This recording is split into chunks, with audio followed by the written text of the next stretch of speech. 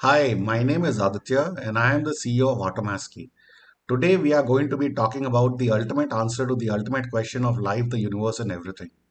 Now, this is such a fundamental question that has remained unanswered and does not have any concrete or definitive answers in the known human history.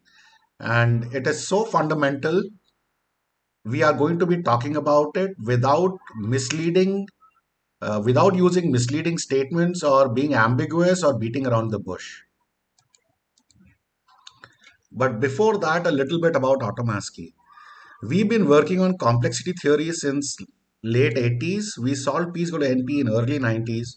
We got into quantum physics in mid 90s and within a few years realized this universe is a simulation and that too a linear order simulation. And that implementing physics won't require of the order of 2 to the power 3 n complexity, but rather of the order of n complexity, which is linear. We had developed our rudimentary quantum computer a few years later, but only in 2014, when there were massive publications, we figured out which gates to implement and what algorithms to benchmark and test with. Hence, implicitly, we achieved quantum supremacy in early 2015 by virtue of having invented the world's most powerful billion qubit infinite precision quantum computer. 2 years back, we simulated quantum gravity with a billion qubits. 6 months back, we publicly launched our RSA 2048 cracking service available for anyone who cares to pay money and use it. Till then, it was available only to Department of Defenses and agencies around the world behind closed doors. And today, we are working on our quantum gravity computer based on causalite formalism. Again, if you think of it, the core quantum gravity computer at Automaski has been ready for years now.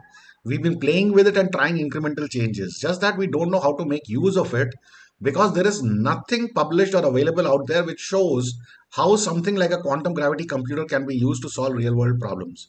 But we all know that quantum gravity computer will be as powerful probably as God himself. Now, a small piece of advisory. Please proceed with caution.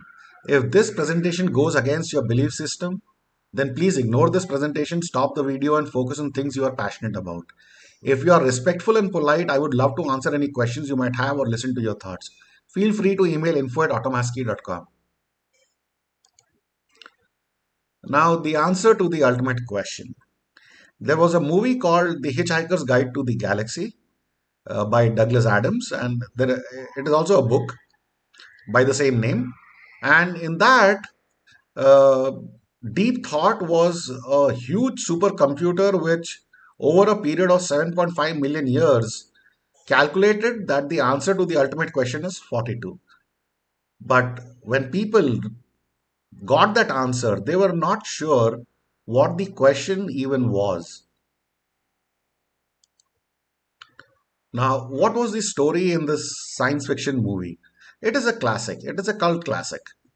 Now, 42 is the answer to the ultimate question of life, the universe, and everything in The Hitchhiker's Guide to the Galaxy. It was computed by Deep Thought, the second greatest computer ever.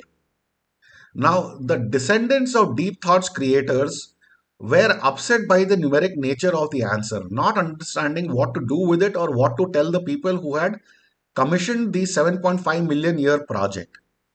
And then, when asked to produce the ultimate question to go with the answer 42, Deep Thought admits that it is not capable of computing that itself, but that it can help design an even more powerful computer which can. This new computer will incorporate living beings into the computational matrix and will run for 10 million years. This will be planet Earth. And that is how in the movie Planet Earth came into being, which is the most powerful computer which will produce the ultimate question to go with the answer 42. But what is the ultimate question of the life, the universe, and everything? Isn't it obvious that the ultimate question is what is this universe, why are we here, and what is the meaning of life? There couldn't be any more fundamental question than this multifaceted three-part question. Now, then the obvious thing is then if that is the question, then what is the ultimate answer to that question? Now, the world today and human history before us is full of hogwash theories and beliefs based on pseudoscience, religious hearsay, philosophy, historically inherited mumbo jumbo, etc.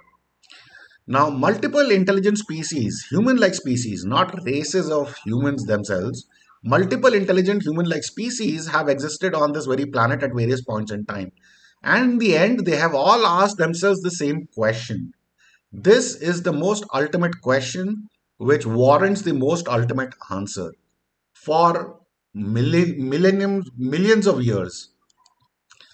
Now, my early years in 1980s. In mid 1980s, when I started seeing the world and thinking about it, I wanted to know the ultimate answer to the ultimate question. And I wanted to find the answer to it in my lifetime, with enough time left for me to relish my state of enlightenment or whatever it would mean. And I had no intention of starting my own country, religion, currency, or whatever.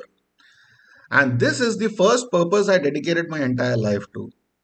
But very soon I realized that there were plethora of bullshit theories of human evolution, human history, universe, physics, chemistry, biology, etc. floating around. Some were outright delusional and others born from the ego of one's dick. I wasn't even sure why people bought into them at all. Now, we know this universe exists, we are in this universe, so at least someone created this universe. So let's call him God for the lack of a better word. Though we won't be implying any religious connotations to this definition for the purpose of our enquiry. Now let's think about this question and answer from the position of God, shall we? What would you do if you lived a gazillion years and might get bored? You can watch scripted plays. That's how humanity evolved. In 600, 700 years ago, 800,000 years ago, people used to watch scripted plays. Actors used to practice and prepare their parts, and they used to present the play on a stage for other people to watch.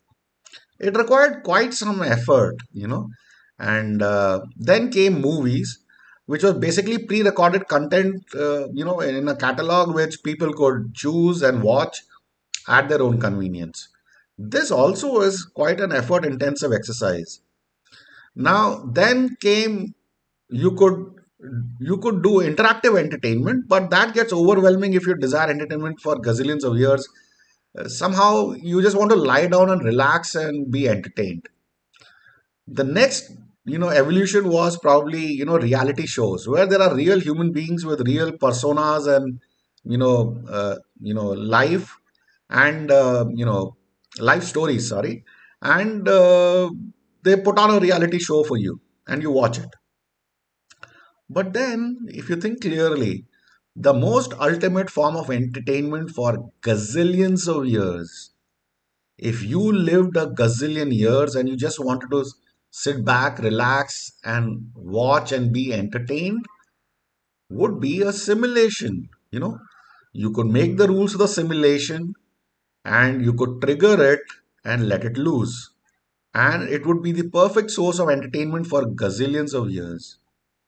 Now, we have already proved that this universe is a simulation earlier.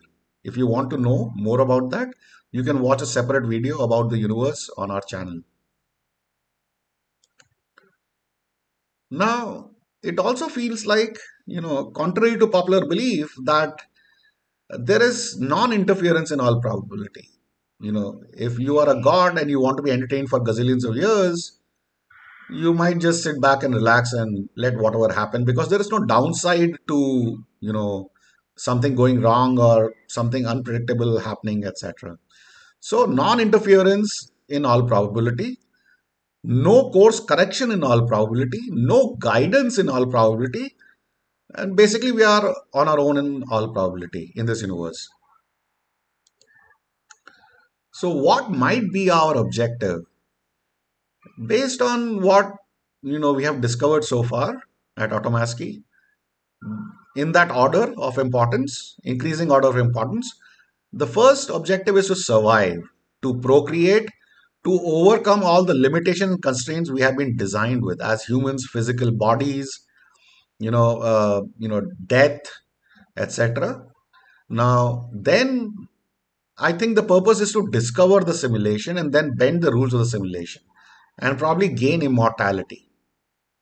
Because having an age of thousands or millions of years is essential if you want to conquer the universe. Now, the next step is to conquer all other intergalactic species, or at least those that intend to exterminate us. We have to emerge victorious. At least one or more of us in their local vicinities have to emerge victorious over other species and races and you know uh, galaxies. Then we probably need to break the simulation and ultimately seek an audience with God Himself and present ourselves to Him. But then what might happen after that? God will, in all probability, be certainly be happy, but His goal for this current simulation would also have been achieved in all probability. And then it is logical to think that God will destroy us and this universe, at least this instance of this universe, because His purpose would also have been served. And also, it is logical to think that then God will spawn another universe and let the games begin yet again. But there are some other questions. Are there other intelligent species? In a way, it doesn't matter, and either way, we'll find out very soon. But God has the same expectation from anyone and everyone inside the simulation. Am I special? We think not really, and this might come as a surprise, but to God, some of us are more interesting than others who have a riff-raff existence. Yet no one is any special or irreplaceable from God's point of view. Do I have to be ethical, honest, sincere, God-fearing, respect my elders, be obedient, love others, love animals, be faithful, fight for all kind of causes, blah blah blah? Maybe. Yeah, all that would be good to have, but that's most probably not a direct part of our objectives.